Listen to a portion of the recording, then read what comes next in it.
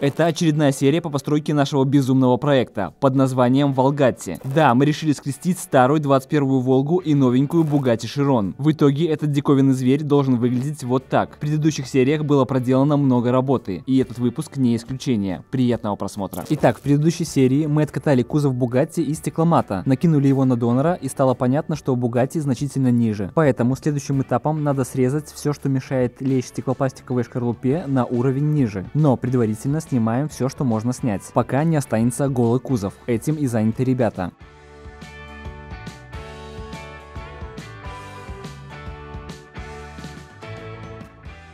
А вот, кстати, интересный способ крепления бампера. 3 заклепки, металлическая пластина, и машина становится с идеальными зазорами, не бита, не крашена.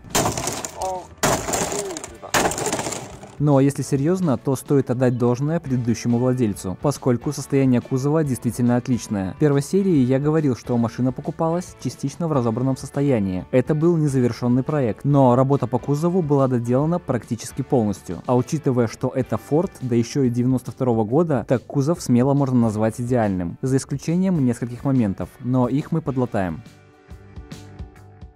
Также нам надо снять переднюю панель. Да, чаще ее называют торпеда. Странное название, если честно, и мне стало интересно, почему так. Оказывается, что тут такая же история, как и с джипом, которым принято называть любой внедорожник. В общем, оказывается, что в Германии в середине 20 века была известная фирма, специализировавшаяся на производстве автомобильных приборов. И эта компания называлась Torpedo. Ее приборы часто встречались на автомобилях самых разных марок. Поэтому изначально слово торпеда стали использовать для обозначения приборов на панели, а потом и всей передней панели. Можете не благодарить. В итоге мы сняли эту торпедо-панель, и осталось дело за малым. Андрюха, как дела?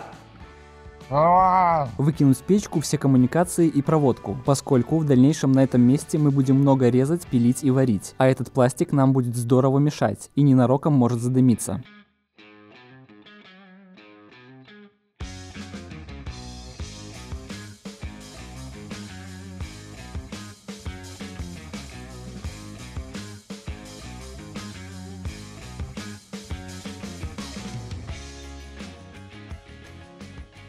Перед тем, как срезать крышу, осталось только вырезать стекла. Тут все просто. Хорошая струна и 2 бас-гитариста. Что касается всего остального салона, так он был разобран до нас. В таком состоянии мы и купили машину. Предыдущий владелец отремонтировал кузов, покрасил его, а дальше руки не дошли. Вообще, это частая история, когда реставрация затягивается на пару лет. В итоге тут дело даже не в умении и опыте. Чаще всего просто пропадает желание, и подходить к заброшенному на год проекту морально очень тяжело. Думаю, тот, кто сталкивался с такой историей, меня поймут. В итоге такие варианты оказываются на досках объявлений с текстом «Все готово, осталось только собрать». Но мы купили ее для того, чтобы разобрать еще сильнее.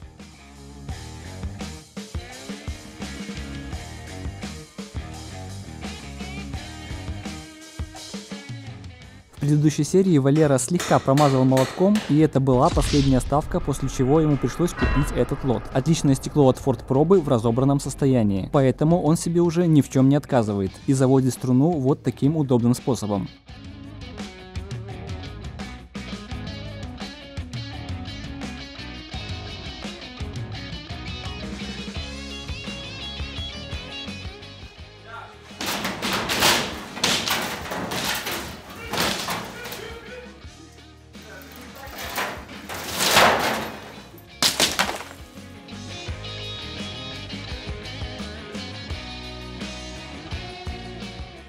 Спустя пару часов работы имеем кузов максимально очищенный от всего лишнего. Итак, следующим этапом мы спиливаем крышу, потому что болван, который мы сделали от Бугатти, он не ложится на нее, так как у нее совершенно другой угол наклона крыши заднего стекла. Поэтому, чтобы когда мы спилим крышу, кузов у нас не сложился, делаем импровизированные распорки кузова. Да, такие распорки — это очень важная вещь. Машина действительно прогибается, если, конечно, это не рамная конструкция или не кабриолет. Там все устроено по-другому, и кузов изначально грамотно рассчитан. Но у нас не кабриолет, поэтому усиливаем его распорками.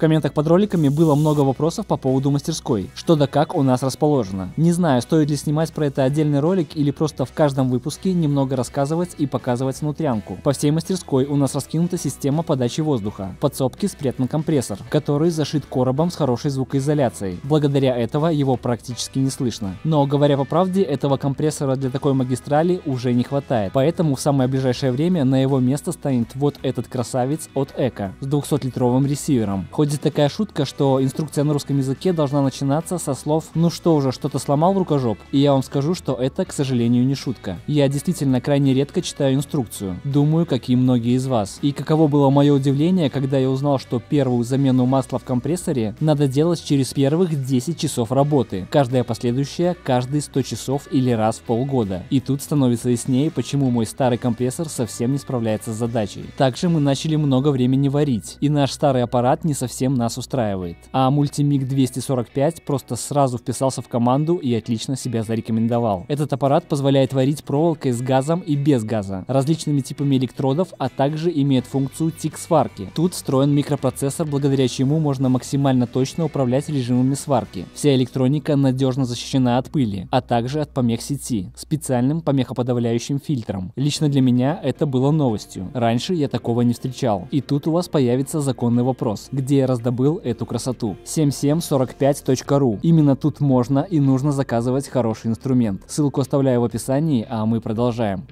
Треугольник это нам дает стопроцентный шанс, что этот кузов не сложится. Если мы оставим так, как есть, шанс остается. Потому что, смотри, пол дырявый, эти тоже все равно внизу, что дырки от них не льет. Морда слабая. Как тебе сказать? Мы когда поставим его на пороге... С тобой нельзя не согласиться. Ну, я бы тоже так думал, если бы не видел, как делать кузовной ремонт. То есть поменяем всю крышу. Да.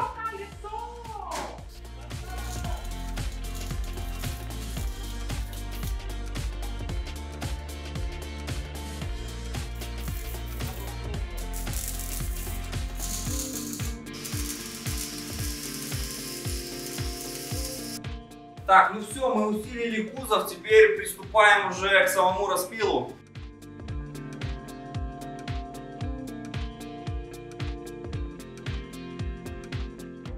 Следующим этапом проводим условную линию, и шоу начинается. Возможно, вы не поверите, но они реально так работают, даже когда камера не включена. Ребята явно занимаются любимым делом, и, кстати, постоянно спойлерят новые серии в своих инстаграмах.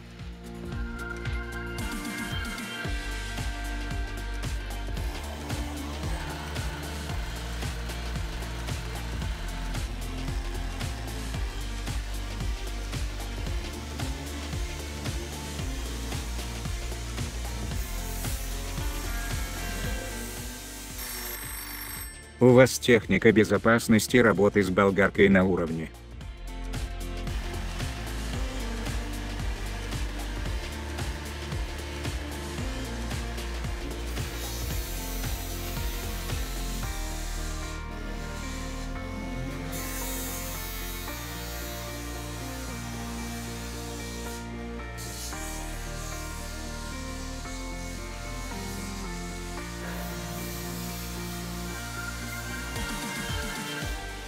А дальше в дело идет все, что пилит, режет и хоть каким-то образом влияет на металл.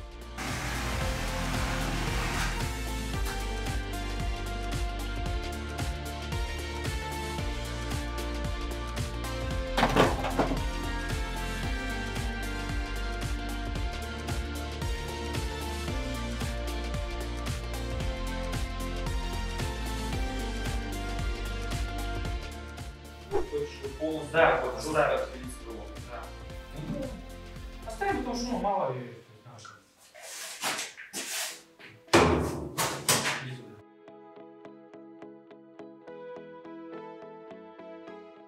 Как вы помните, кузов Bugatti короче фордовского. И для того, чтобы уложить шкарлупу из стеклопластика, немного укорачиваем его. Это, конечно, не болгарка для труднодоступных мест от доктора Дью, но тоже сойдет.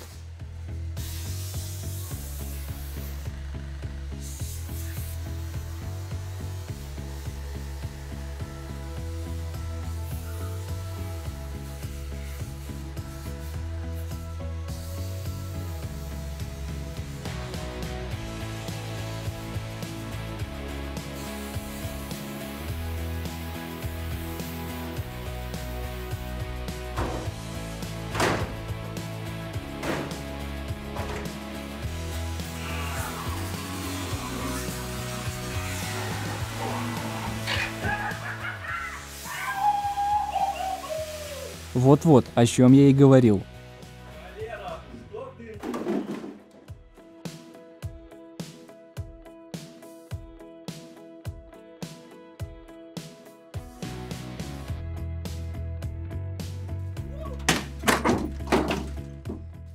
Валера, я угадаю это крыло за 12 минут.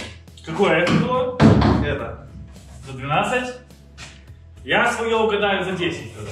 Добрый вечер, уважаемые телезрители. Добро пожаловать на программу «Угадай». Давай, угадывай. Погнали.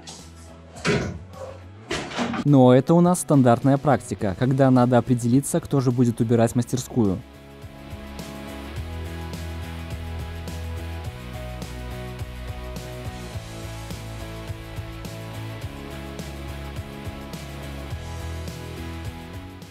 По следующим кадрам, думаю, понятно, кто же выиграл спор.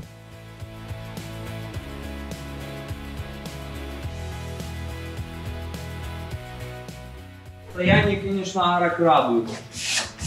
Жалко такое было резать.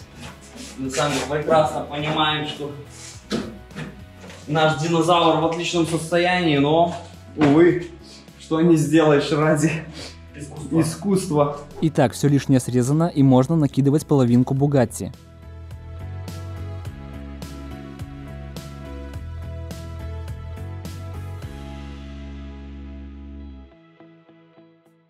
Накидываем и понимаем, что ничего не сходится. И в панике придумываем кучу бредовых идей. Здесь разрезать ее. То вот это вот нужно оставить как есть. А что если растянуть, перемоделить именно вот эту вот панель? И тут чуть ли не заваливаем все пеной, и по пене сводим эту форму. Может, тут поставим. А вот с этой частью работать. Смотрим. Все окей, окей. Если мы определяемся, что мы режем по этому конту, значит мы его отрезаем, опускаем вниз. Мы же можем это на 3D модели растянуть. Мы все можем. А может вообще раскинуть и здесь, и здесь. Вот, возможно, по этому вот изгибу как-то вот.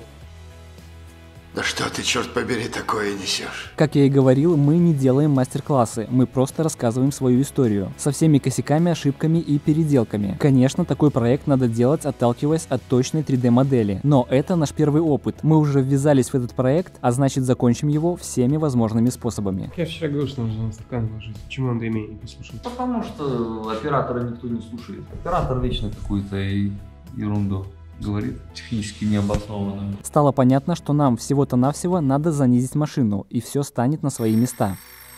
Как вы, интересно, будете сидеть внутри, раз вы крышу ниже делать будете? Итак, Бугатти у нас по высоте машина в оригинале 1212, да? Это 121 сантиметр. 121 сантиметр от земли до верхней точки крыши. То есть Бугатти вот здесь вот заканчивается. Я не знаю, как на них ездят, но факт остается фактом. Инфа из интернета, в интернетах не врут, правильно? Имеем такой факт. Вот. У нас же она выше на больше 20 сантиметров выше. У нас точка пик. Ну там вот так крыша сложилась по современному. Хорошо. Для того, чтобы ее максимально опустить, самый простой способ надо начать с подвески, правильно? Ну так, у нас есть, она плюс 20 сантиметров по высоте от Бугатти, но у нас и эта машина, проба на данный момент от земли просто как под выше 25 сантиметров. Да, потому что машину капитально облегчили по железу на пару соток килограмм, вот, и она просто улетела в небо, и у нас этот зазор просто стал огромным. То есть будем сейчас пробовать занижать машину, зря, конечно, что арки перевалили. Это получается, первый раз была арка сделана, сейчас второй раз делаем, потом еще третий останется. Ну, зато есть опыт переварки арок. Не останемся без работы. Знал бы Генрих Форд, что будем делать, что мы с его детищем, он бы сразу же машину на 20 сантиметров ниже выпускал без концепта. Валера, я тебе поспешу огорчить, что он уже давно умер, когда пробу делали. Концепт твоего. Ладно, короче, дропаем машину и смотрим, что мы имеем, правильно? А потом двигаемся дальше. Да, ложим пробу на землю и смотрим. Запаса тут мама не говорит. Да, и смотрим, что у нас получается. Занизить машину при помощи подвески – это несложное дело. Но перед тем, как ставить новую подвеску, надо убедиться, решит ли это нашу проблему. И получится ли выставить кузовщину, если максимально занизить кузов. Для этого ставим машину на колодки, стараясь не уронить ее на землю.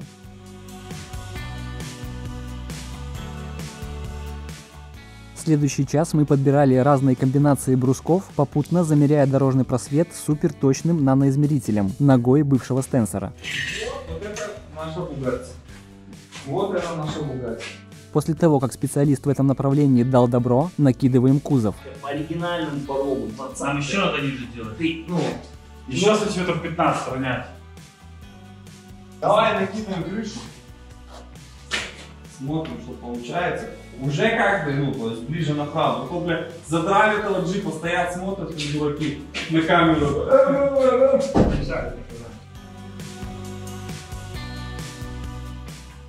Во, и колесо, опа. 20-й, нормально здесь смотрим. Вот. Нормально смотрится.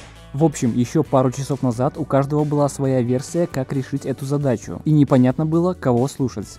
Все, я им говорил, они меня не слушали. Вот дураки, вот меня не слушают. Меня надо было слушать. Теперь все стало понятно, и вопрос легко решается занижением машины. Для этого мы решили срезать пружины, а в дальнейшем заказать кайловеры и сделать все правильно. Кстати, если у вас есть проверенные изготовители или продавцы кайловеров, поделитесь, пожалуйста, названием в комментах. Ссылку лучше не кидать, YouTube часто банит такие сообщения. В итоге так мы и сделали. Выкинули пружины для того, чтобы поставить колесо в нужное положение. Поставили обратно остатки амортизаторов, и тут стало понятно, что арки уже совсем не подходят к этому клиренсу. Да, косяк, да, об этом можно было подумать заранее. Но ничего, переделаем.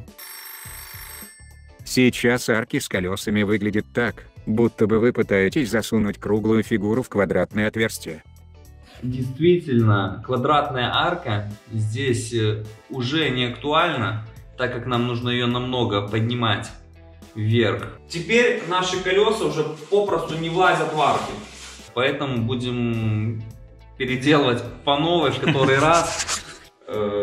Поняли мы это довольно-таки поздно. Давай по новой, Миша, хуйня. По чистой случайности нашли арки от Теслы последней модели. С дизельным мотором, да, которая пошла уже? Да, дизелек, которая вот. На сегодняшний день мы занизили машину подручными средствами, не имея кайловеров. А как ты достиг такого? Ну так подручными средствами сказать. Не надо говорить, что это, что вот. И мне кажется, они сюда идеально подходят. И как раз на картинке видно, что вот этот кант находится под нижним ребром арки. И в принципе оно так у нас и получается. Ну так же, как покажи на телефоне, точно так же, да? Ну вот, да, как на картинке. В принципе, оно у нас так и получается. Выше ребра, все верно. Да, будет у нас кругленькая арка, как на картинке. Чтобы работа не стояла на месте, мы беремся за переварку арок. И по-моему, все очень клево вырисовывается. Нам очень нравится такая картинка. Радиус подходит, все отлично получается. Ну что, погнали варить арки.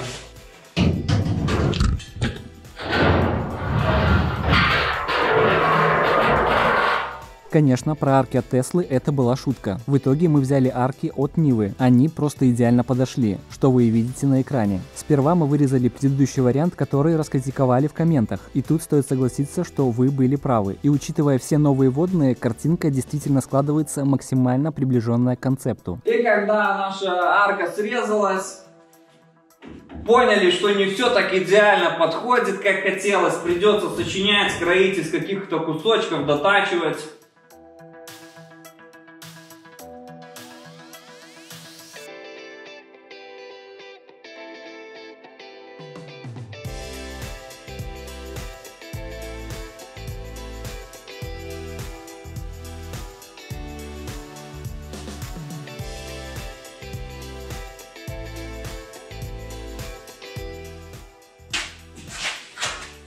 Спустя пару часов работы у нас вырисовывается уже какая-то форма и картинка. Вверху Волги есть такой красивый полукруглый кант. И теперь будем пытаться его изобразить подручными методами. А как ты достиг такого сейчас? Ну так подручными средствами сказать. Не надо говорить, что это, что Накидываем арку на саморез. Здесь у нас несостыковочка. Не состыковочка, по-моему. Поэтому я сделал здесь прорези. И теперь будет волговское крыло выгибаться, дабы сохранить арку в этой плоскости. Вот, и опять повторюсь, будем делать вот этот полукруглый кантик. Для этого нам нужно наметить линию.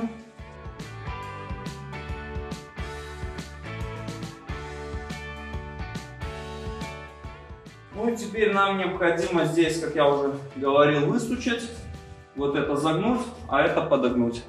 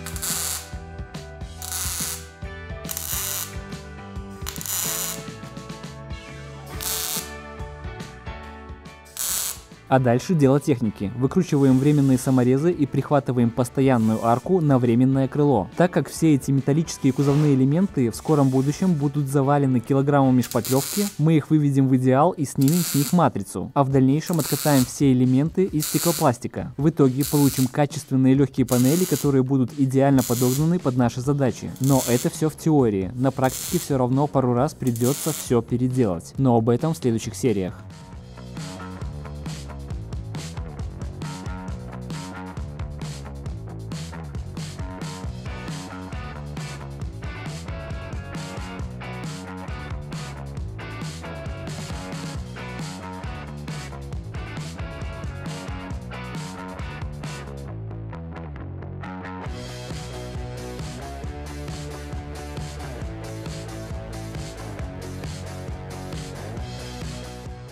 А на данный момент мы имеем уже финально подогнанную основную кузовщину. И именно сейчас станет ясно, что вышло, и насколько мы далеки или близки к концепту на картинке. Для того, чтобы объективно оценить результат, машину надо обязательно выкатить на улицу, поскольку в гараже картинка воспринимается совсем по-другому.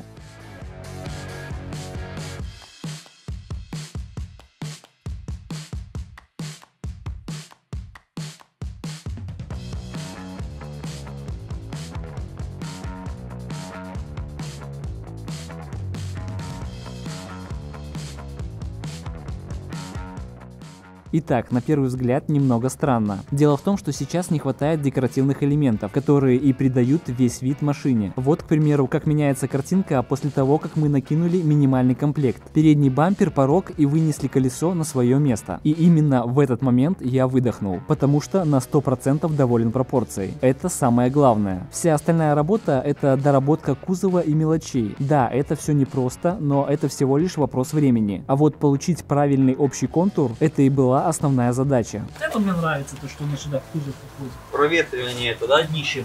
Мне, честно, вот нравится, что вот отдельно Волга и отдельно Бугатти, но я бы это минимизировал. Короче, вот так вот. Вот так вот. Вот так вот. Сводимся сюда, оставляем 3. Короче, вот так вот, Вот а так, потом вот так вот. Вот так вот. Вот так вот. Так вот. Вот так вот. Так вот. И вот так потом все это сходит, да.